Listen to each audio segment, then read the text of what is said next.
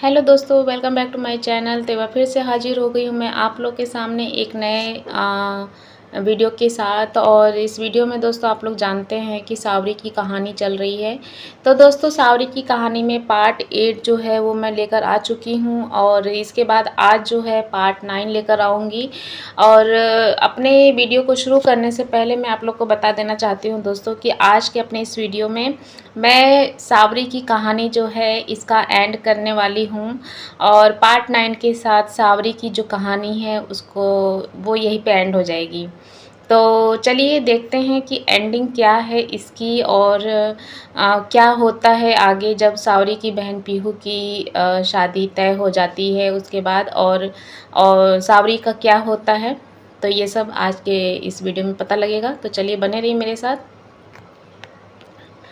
माँ ने सबका मुंह मीठा कराया। सबके जाने के बाद दीदी अपने कमरे में चली गई, और मेरे मन भी बहुत से प्रश्न थे, और इसीलिए भी दीदी के पास मैं तुरंत गई और पूछने लगी, ये सब क्या है दीदी। दीदी कुछ बोली बिना ही अपनी चूड़ियाँ हार सब ड्रेस वगैरह जो थी चेंज करने लगती हैं। मैं फिर बोली, आपकी जॉब का क्या होगा। और कुछ नहीं होगा, मैं जॉब नहीं कर पाऊँगी और अपने ससुराल में सिमट के रह जाऊँगी, ऐसा दीदी बोलती है। और दीदी की बात सुन के मुझे बहुत ख़राब लगता है, मुझे मतलब सावरी को बहुत ख़राब लगता है। मैंने फिर बोला, दीदी जब आप अभी शादी नहीं करना चाहती तो पिताजी से मना क्यों नहीं कर देती हैं। दीदी बोली, पिताजी अपनी मर्जी के ही मालिक हैं, उनकी मर्जी के आगे किसी की कुछ नहीं चलती है, ना मेरी ना तुम्हारी और ना ही माँ की भी नहीं चलती। तो ये सब बातें छोड़ दो और अपने कॉलेज पे अपने चीज़ों पे ध्यान दो, ऐसा दीदी बोलती। दीदी ने बात बदलते हुए बोला, और फिर मैंने बताया बहुत कुछ अच्छा रहा, मतलब कि पूछने लगती कि कॉलेज में और क्या क्या चल रहा है और कैसा प्रेजेंटेशन रहा। और तो वो सब बताती हैं कि मतलब कि सब अच्छा रहा। अध्यापक दिवस का प्रोग्राम जो है वो उसकी तैयारी चल रही है।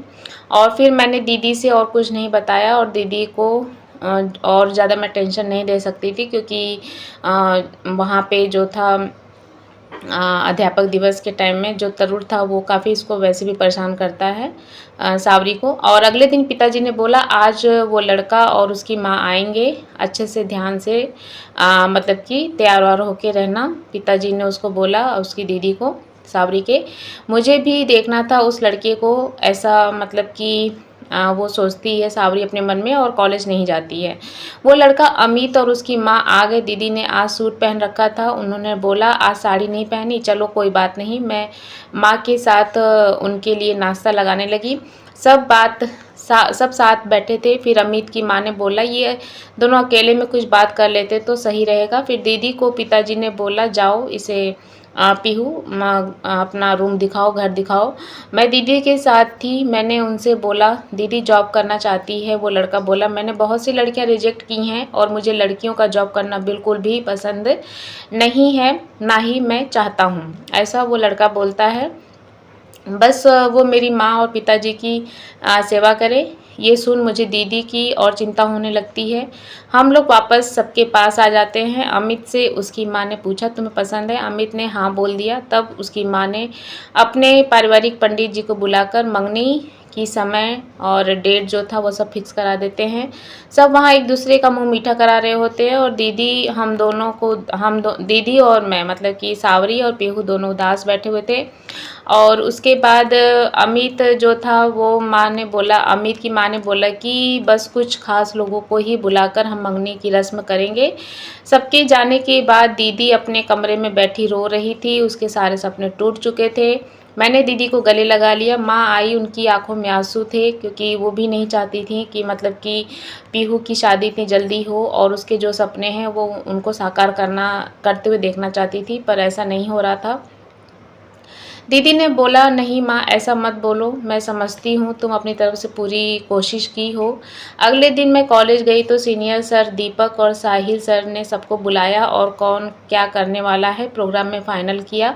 मुझे सबसे शुरू का गुरु वंदना और एक बैकग्राउंड पीपीटी तैयार करने के लिए बोला। ऐसे ही तरुण और कुछ लड़कों का ग्रुप डांस था। नेहा भी अपनी सहेलियों के साथ डांस में थी। साहिल सर मुझे साहस देते थे, सावरी तुम बहुत अच्छा करोगी, और बहुत अच्छे से बात करते थे। साहिल सर के मौजूद रहने के कारण तरुण को कोई मौका नहीं मिलता था मुझे परेशान करने का। ऐसे ही दिन बीतते गए। दीदी की सगाई का दिन आया। मैं भी माँ के साथ तैयार होने लगी। अमित के घर वाले आए, उनके स्वागत के लिए गई, देखा तो चौंक गई। साहिल सर भी थे। मैं उनसे पूछी, आप सर यहाँ? उन्होंने बताया, अमित का दोस्त हूँ मैं तो बहुत अच्छा हूँ, पर तुम यहाँ पे क्या कर रही हो? तो फिर सावरी बताती है कि जो मतलब कि जिसे आप देखने आए हैं, सगाई में जिसके लिए आए हैं, वो मेरी दीदी हैं। उनके साथ सगाई की रस्म एक दूसरे के साथ अंगूठी पहना दिया गया, और दीदी को और अमित ने सबके पैर छुए, आशीर्वाद लिए।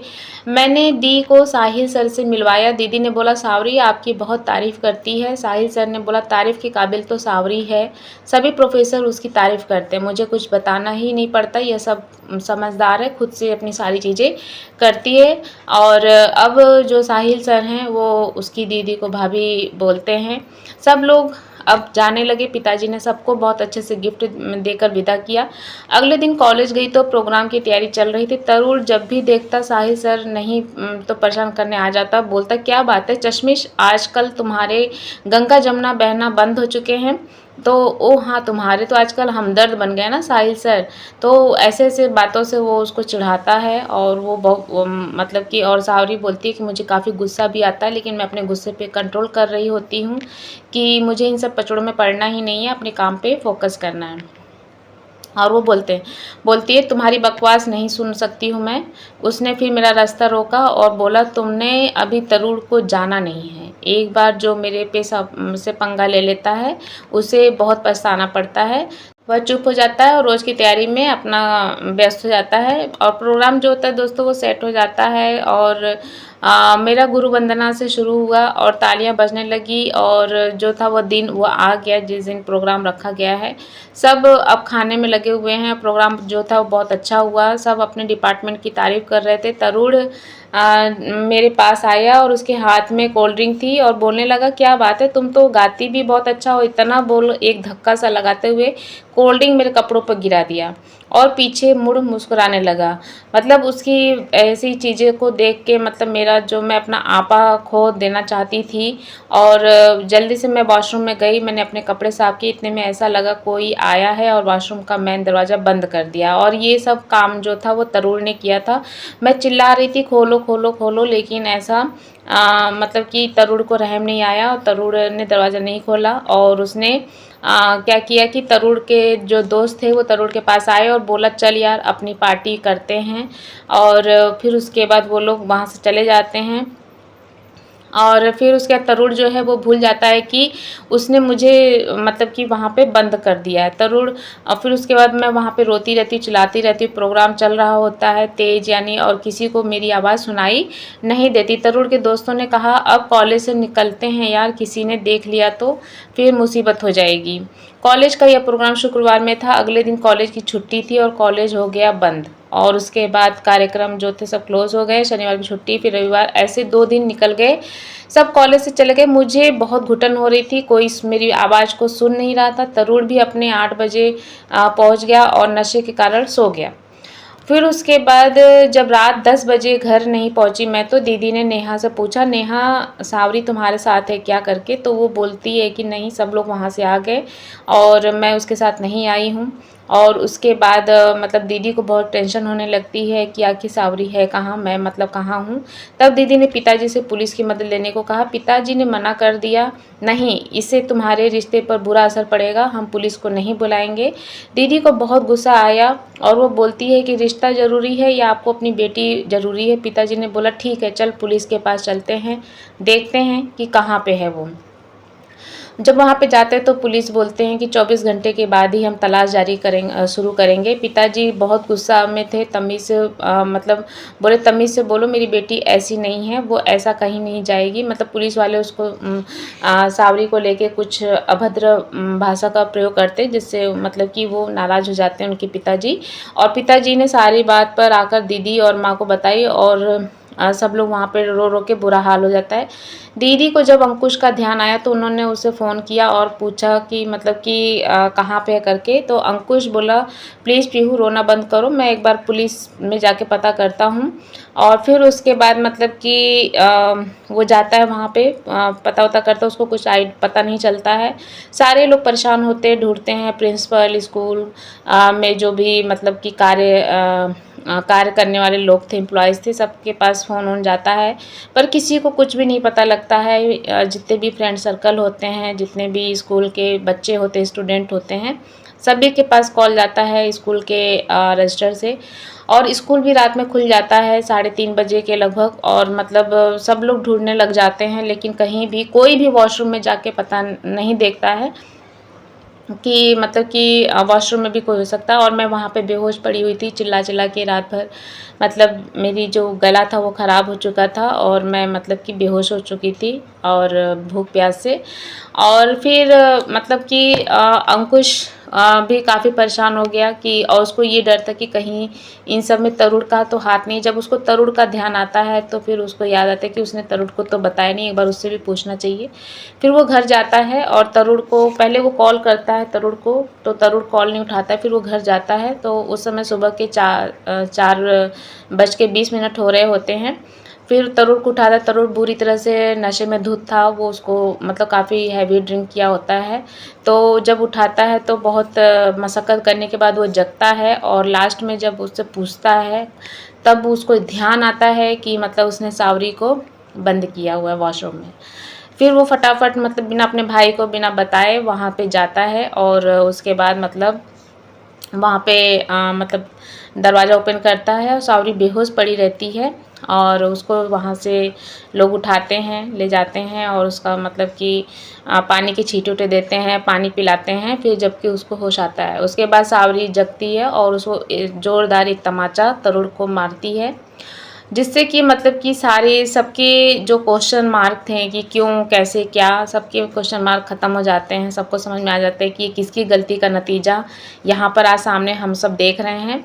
और लास्ट में मतलब कि तरुण को काफ़ी मतलब रियलाइज़ हो जाता है उस दिन कि मतलब कि वो इतने दिन से जो भी चीज़ें करता था वो गलत करता था, और उसका एक थप्पड़, सावरी का एक थप्पड़ उसकी पूरी लाइफ बदल देता है। और जो तरुण था वो मतलब काफ़ी समझदार बन जाता है, उसके बाद से उसको सही गलत का आइडिया लग जाता है।